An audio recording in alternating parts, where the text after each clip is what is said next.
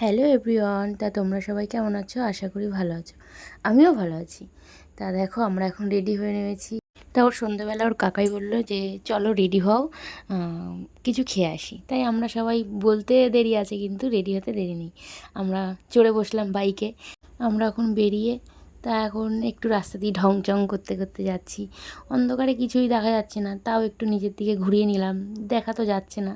ঠিক আছে চলো বাদ দাও। আমরা বেরিয়েই চলে গেলাম ফুচকার দোকানে। আমরা গিয়ে খেলাম দই ফুচকা। দেখো দই ফুচকাটা বানাচ্ছে, সুন্দরই বানিয়েছে, এখানে খুব সুন্দর বানায়, আমরা এখানেই খাই দই ফুচকাটা খেলে। আমরা দই ফুচকা নিয়ে চলে গেছিলাম রেস্টুরেন্টে। আমরা ওখানে চাউমিন খাবো বলে ওখানে ফুচকাটা নিয়ে গিয়ে আমরা বসেছি যে এখানেই বসে খাবো চলো। দেখো আমরা খেয়ে নিচ্ছি। উফ কি টেস্ট খেতে ফুচকাটা না।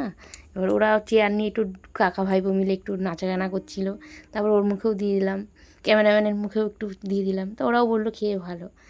দেখো খাচ্ছি, খুব টেস্ট খেতে ফুচকাটা, উফ কি লাগছে।